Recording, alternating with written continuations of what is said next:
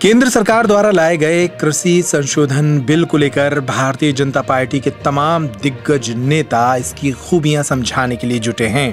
अब मध्य प्रदेश के मूल निवासी और केंद्रीय मंत्री नरेंद्र सिंह तोमर ने भी कृषि बिल पर अपनी बात रखी है और लोगों को समझाया है कि ये बिल अभूतपूर्व है और किसानों के लिए फायदेमंद है। उन्होंने कहा कि कांग्रेस का विरोध अप्रासंगिक है। कांग्रेस का कृषि बिल पर दोहरा रवैया है। नरेंद्र सिंह तोमर ने कांग्रेस को सलाह दी, कहा कि कांग्रेस दो मुही राजनीति बंद करे। ग्वालियर चंबल अंचल उपचुनाव पर केंद्रीय मंत्री नरेंद्र सिंह तोमर बोले कि कमलनाथ ने 2018 के चुनाव में किसान कर्ज माफी का जो वादा किया था उसे पूरा नहीं किया।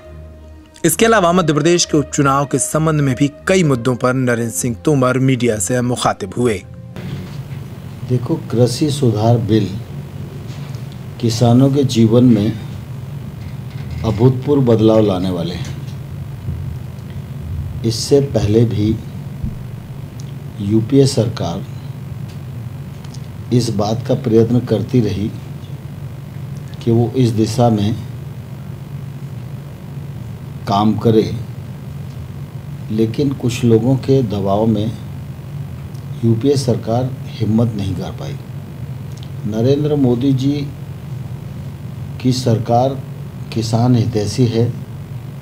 मोदी जी कृषि को मुनाफे में लाने का प्रयत्न कर रहे हैं और इसलिए उन्होंने दृढ़तापूर्वक निर्णय किया और लोकसभा और राज्यसभा से बिल पास हो गए हैं और अब देश भर में ये लागू हो गए। जहाँ तक कांग्रेस का विरोध का सवाल है तो वो विरोध अप्रासंगिक है।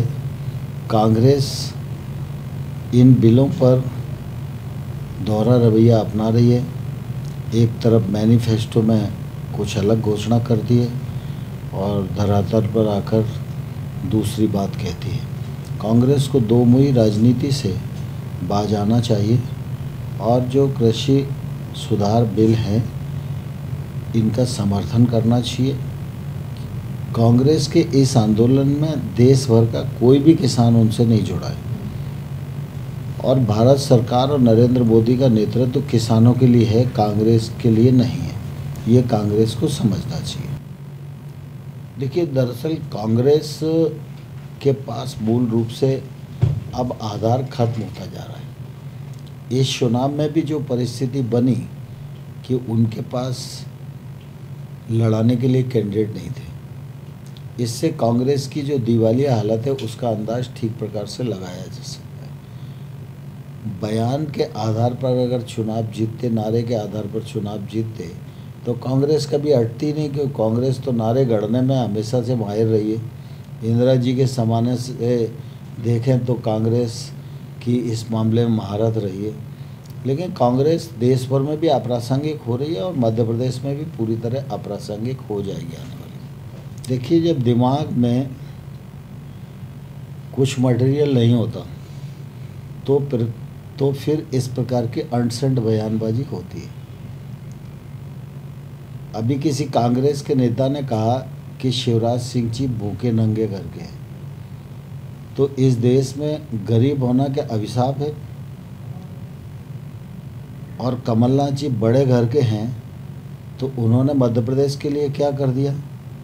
शिवराज सिंह चौहान अगर गरीब घर में पैदा हुए, सरकारी स्कूल में पढ़े और उन्होंने अपने परिश्रम से मुकाम प्राप्त किया, इसीलिए तो मध्य प्रदेश उनके 13 साल के शासनकाल में आगे बढ़ा, इसीलिए इंफ्रास्ट्रक्चर बना, इसीलिए मध्य प्रदेश की ग्रोथ हुई, इसीलिए मध्य प्रदेश की एग्रीकल्चर ग्रोथ देश में सबसे ज़्यादा हुई।